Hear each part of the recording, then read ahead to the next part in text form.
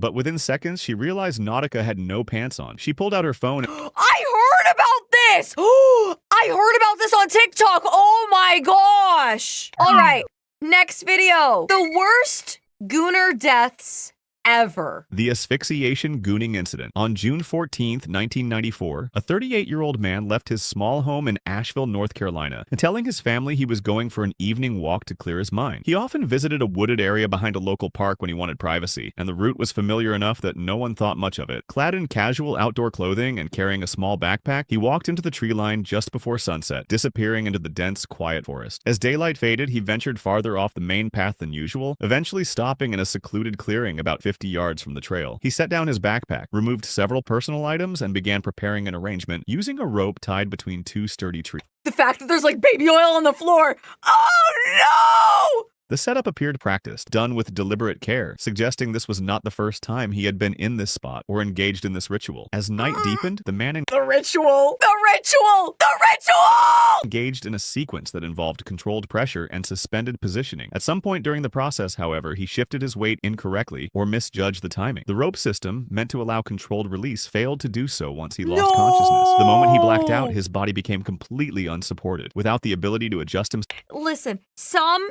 people like the feeling of like being choked, and other people like near-death experiences. But this kind of activity needs to be supervised, my dude. Or break free, he remained suspended in a kneeling position, slumped forward and unable to breathe. Hours passed, and the forest remained quiet and undisturbed. The next afternoon, on June 15th, a group of hikers walked along the same trail, taking advantage of the warm weather. About half an hour into the hike, one of them noticed something odd. When they moved closer and saw the unmoving posture of the kneeling figure, they realized something was wrong. They immediately called 911. When paramedics arrived, they confirmed he had been dead for many hours. Investigators recognized the pattern as a classic case of accidental death during a private, high-risk solitary act of gooning. The Goonside incident.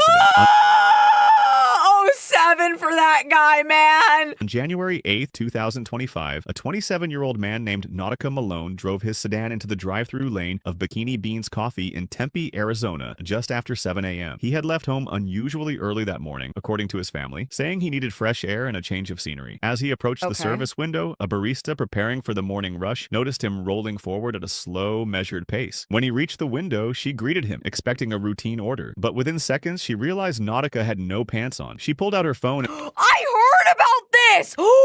I heard about this on TikTok! Oh my gosh! And began recording the encounter, capturing the man's quiet, vacant expression as he sat behind the wheel. The video lasted only a few seconds before the car eased forward and exited the lane. The clip was shared privately at first, circulating among coworkers, but by late afternoon it had been forwarded again and again until someone uploaded it to social media. Within hours, it was widely It made it to TikTok, dude! circulating across multiple platforms, gathering captions, jokes, and commentary. Over the next 2 days, Gooner Malone Among withdrew from Us. friends and family. According to relatives, he stayed mostly in his room, leaving only briefly to pick up mail or get water. He ignored calls from co-workers, disabled several of his social media accounts, and stopped responding to messages. His brother later told reporters that the shame and public attention seemed to overwhelm him almost instantly. And on the morning of January 11th, Malone left home quietly. He drove west toward Goodyear, Arizona, taking a long, looping route along the highway, avoiding busier exits.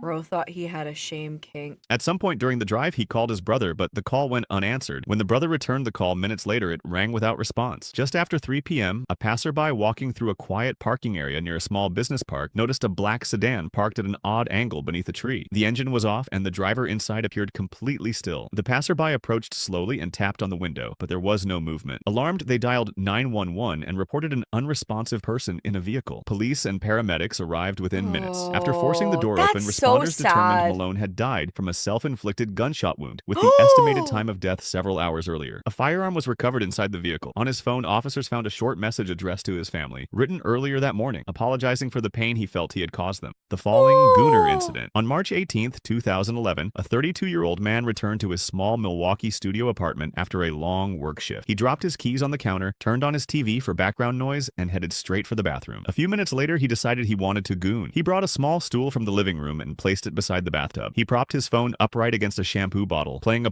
video he wanted to goon to. Based on the coroner's office reconstruction, he climbed onto the small stool so he could goon in a certain position, but the stool wasn't stable on the slippery bathroom tiles. While he was in action, the stool suddenly slid out from under him. He lost his balance instantly. He fell backward, hitting his head hard on the edge of the bathtub, and was knocked unconscious immediately. With no one else in the apartment to help him, he stayed on the floor without ever waking up. When he didn't show up for work the next morning, his co-workers requested a welfare check. The landlord entered the apartment and found the scene unchanged. The phone still playing, the stool overturned, and the man lying on the bathroom floor where he had fallen. Paramedics were called to the scene and they confirmed he had died from a head injury caused by the fall. The ladder incident. On June 11, 2019, a 38-year-old man in rural Oregon carried an aluminum ladder behind his house and placed it against a tall pine tree at the edge of his property. He often climbed the tree to get cell reception, and neighbors later reported that he had a habit of spending long periods alone outdoors. Broham climbed a tree to goon! That afternoon, he set up the ladder in a secluded spot and climbed roughly 15 feet up, settling on a sturdy branch. He began engaging in gooning while seated on the branch, believing he was— Real question. Were most of these people gingers? Is that why they have no soul? Because they gooned it out of themselves! Like, somebody help me! Out of sight and in complete solitude. As the minutes passed, he shifted his weight repeatedly, bracing his foot against the tree trunk while using the other to maintain balance. The branch beneath him was stable, but the ladder he had climbed was not properly secured. At some point during his activity, his movement caused the ladder to tilt backward. Startled, he reached instinctively toward it, losing his balance on the branch in the process. Within seconds, he tumbled together with the ladder down the slope beneath the tree, striking the ground chest first. A hiker on a nearby trail heard the crash and discovered him unconscious beside the flattened ladder. Emergency services were called immediately, but if you hear a gooner, if a gooner falls from a tree in the forest, does it make a noise?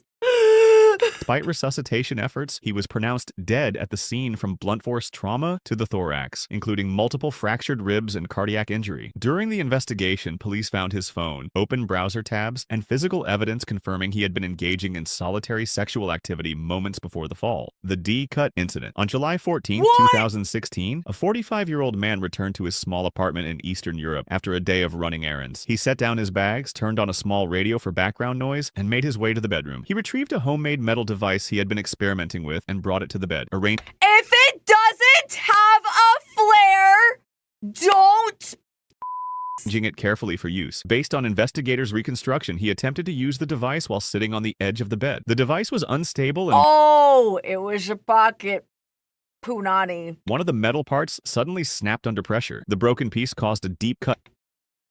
What the frick did he put in his pocket punani? What the frick did he put in his pocket punani? To his groin. He tried to stop the bleeding, but the wound was severe and involved a major blood vessel. Alone in the apartment, he was unable to get help or call emergency services. Within minutes, he lost consciousness due to rapid blood loss. When he grated his cheese! Didn't respond to friends who visited later that evening, a welfare check was requested. Authorities entered the apartment and found the scene unchanged. The device broken, and the man lying unconscious on the bed where he had been attempting to use the device. Paramedics confirmed that he had died from hemorrhagic shock caused by the laceration. The obsessed gooner incident. On October 14th, Wait.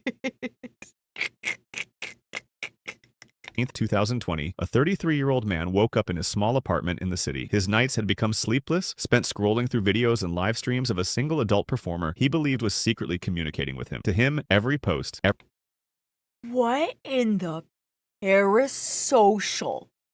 What in the parasocial? Yeah. My streamer wants me. My streamer wants me bad. Every glance at the camera was a coded message meant only for him. Investigators later found that he had stopped going to work, cut of his friends and family, and had isolated himself almost entirely. Notes, screenshots, and printed messages littered his apartment, all meticulously annotated with interpretations of the performer's signals. Over time, his fixation had escalated. He convinced himself that he needed to meet her in person to prove his loyalty. That morning, he packed a backpack with essentials, including a handwritten letter and several printed screenshots, and left his apartment. He traveled by public transit to the city where he believed believed she was filming, following directions pieced together from interviews and online posts. For hours, he wandered near the area, checking security cameras and rehearsing what he would say. He refused to contact anyone for help, believing that any interference would ruin everything. As evening approached, he attempted to climb a fire escape to get a closer look at the studio where he believed she was working. Surveillance footage later showed him pause midway, hesitate, then lose his footing. Emergency responders arrived too late. He was already dead. The medical examiner ruled the death an accidental fall, noting that exhaustion, sleep deprivation, and distraction from obsessive fixation had contributed to his fall. Law enforcement later confirmed that the adult performer had no knowledge of his existence. He couldn't eat. He couldn't sleep. Bro was so obsessed with Homegirl. Do you get dehydrated a lot, need a drink that won't break the bank? Then you should get Gamersupps. They believe in traditional American values, like anime girl guys. It's caffeine-free and caffeinated in 2 kinds of tubs. Gamersupps improved my social life, and now I can stop seeing people in the mirror. Popular flavors include Guacamole Gamer Fart 9000, Sweet 6-Pack, Blowhole Blast, and Sploosh.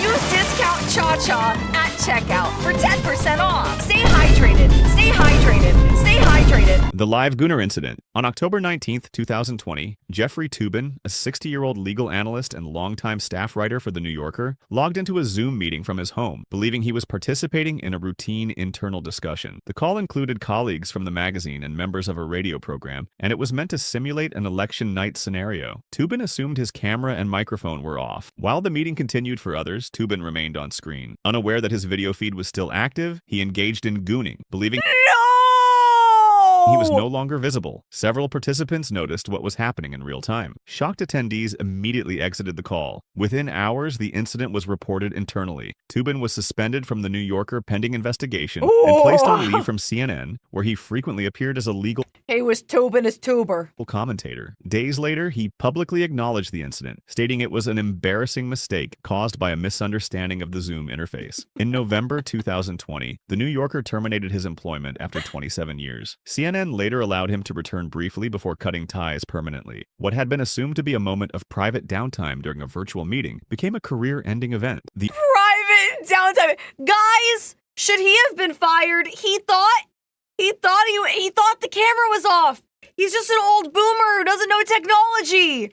Like, come on, do you think he should have had a break? The unlocked door incident. On March 14th, 2019, Daniel Mercer, a 19-year-old college student, was alone in his bedroom in a suburban home in Ohio. His parents were downstairs watching television, and the house was quiet. Daniel believed he had privacy. His door was closed but unlocked, a habit formed from years of shared family space where knocking was assumed rather than enforced. Late in the evening, while he was busy gooning in his bed, his mother walked in on him to collect laundry. Assuming he was studying or asleep, she opened the door without knocking. The encounter lasted only seconds. Daniel froze. His mother immediately looked away and stepped back into the hallway, closing the door behind her without saying a word. In the hours afterward, Daniel remained in his room, overwhelmed by shame and panic. He did not leave to eat or speak. His mother avoided the hallway outside his room for the rest of the night. In the days that followed, neither acknowledged the incident. According to later accounts shared anonymously by the boy in an online forum, the incident permanently altered the emotional dynamic in the household. He described intense embarrassment, anxiety, and avoidance that lasted for years, despite no further mention of the event. I'm staying in my room too much will also make them think I'm gooning again. I'm avoiding everyone now because of how they look at me sometimes. It seems like they know. Oh, man. By either party. The Toronto serial gooner attacker. On multiple mornings through The serial gooner attacker? 2017, a series of women in downtown Toronto reported a disturbing pattern to police. The incidents occurred in busy public areas, near transit stations, sidewalks, and commercial buildings, often during rush hour. In each case, a man approached from behind, goon and nut on their body without physical contact, and fled the scene before victims could react. After several reports were filed, Toronto He just gooned and goed! Police began reviewing surveillance footage and witness description. The suspect was identified as 20-year-old Indian man living in the city. Police alleged that he deliberately targeted strangers in public spaces, choosing crowded environments where he could disappear quickly. That's a crime. Yeah! Yeah, it is a crime! It is! Goon and gone. Later that year, the man was arrested and charged with multiple counts of sexual assault. Investigators stated that the acts were intentional and non-consensual, and that the absence of physical touching did not lessen the severity of the crime. During court proceedings, prosecutors emphasized the psychological harm inflicted on victims and the repeated nature of the behavior. He was ultimately convicted and sentenced under Canadian criminal law. The birthday incident. On May 3rd, The birthday incident. 2022, Was he in his birthday suit too? a 26-year-old man named Anurak P. was alone in his bedroom at his family's apartment in Chiang Mai, Thailand. It was his birthday. Believing he had privacy for the afternoon, Anurak closed his door but did not lock it. Wearing headphones, he was unaware of activity outside his room. As the afternoon passed, Anurak remained absorbed in his behavior, looking for the right video to goon to on the Gay cougar is crazy! Unknown to him, his parents, relatives, and several close friends had gathered in the living room to prepare No way! It's a surprise birthday party! Oh no! Oh no!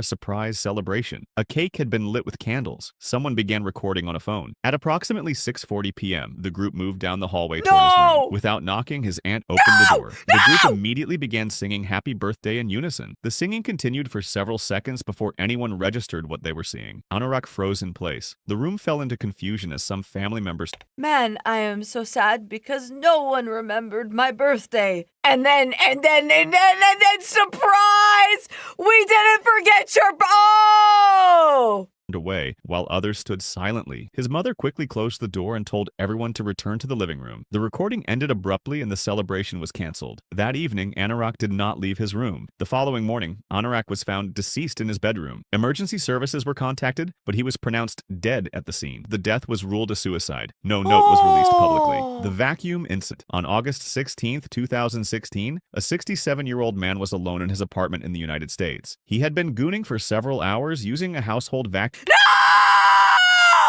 cleaner in a way he believed was safe. As he continued, the suction from the vacuum became stronger than he expected. His dick got stuck in the vacuum and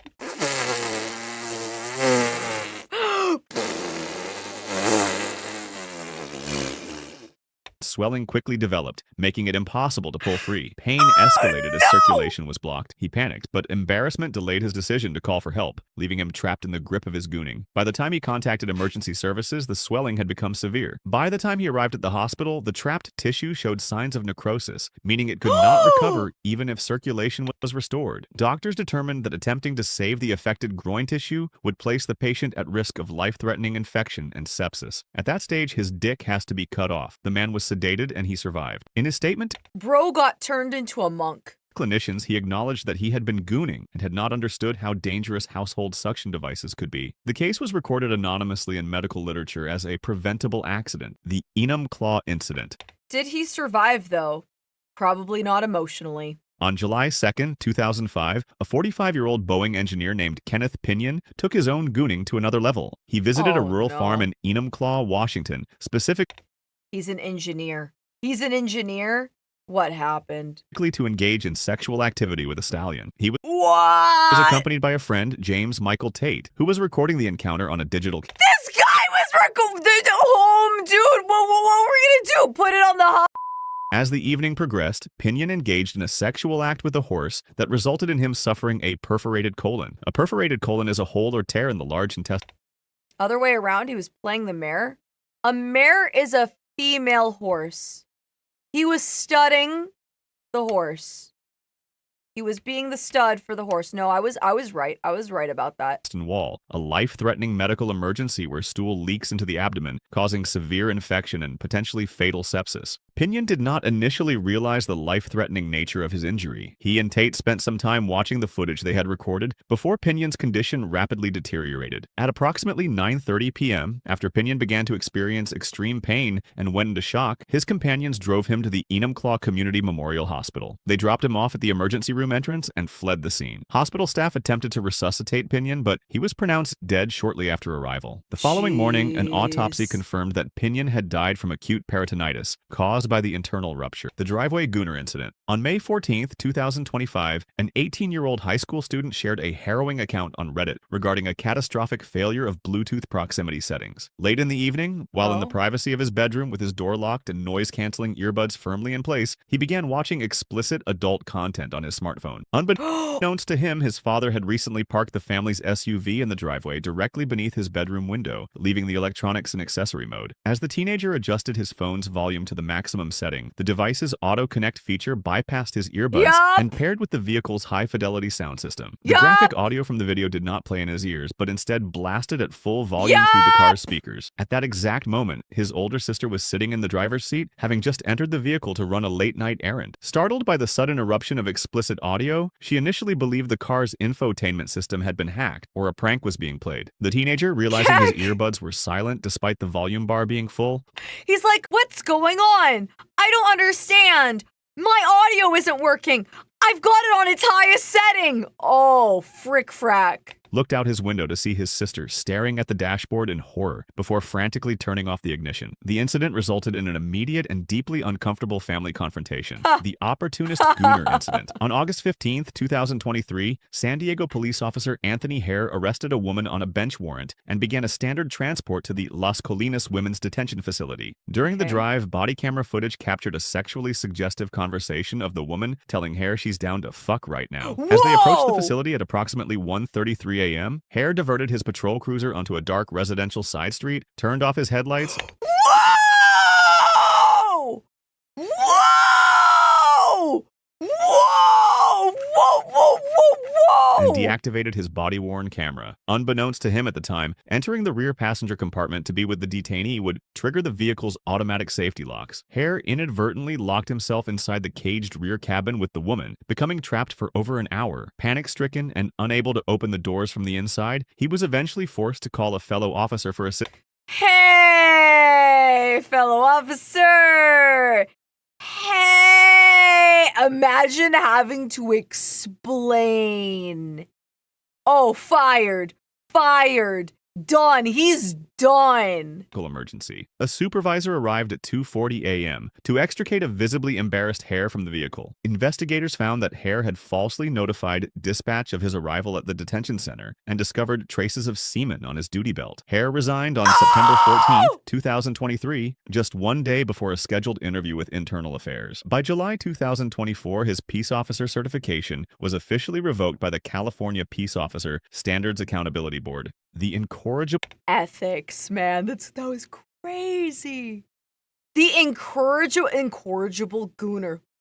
In 2006, Dennis James Davidson, a then 29-year-old man, began a series of public gooning that eventually led to his branding as an incorrigible masturbator by the Oregon court system. His first recorded incident occurred while he was living with his grandmother. A neighbor witnessed him standing on another neighbor's porch gooning. When confronted by the witness, Davidson thrust his hips toward her and shouted, "You want some of this?" before police arrived and found items in his backpack, including lubricant, You want some of this? and a note expressing a frustrating crush on the woman whose porch he had occupied. Just weeks later, Davidson was caught gooning again on an elementary school playground in full view of 3 children and several school staff members, resulting in his first significant prison term. Upon his release in 2008, he was arrested again within 4 months for gooning in a strip mall parking lot in front of 3 women and a toddler. This pattern reached a peak in 2011 when, only 4 days after being released from prison for his previous crimes, he was spotted behind a tree at a Salem And I do it again. And I do it again. park gooning while watching a family on a picnic. Due to his extensive history of recidivism, a lower court initially sentenced him to life in prison under Oregon's true life sentencing laws for repeat sex offenders. That was so funny. I'm so glad that we got to watch that together. That makes me so happy, dude.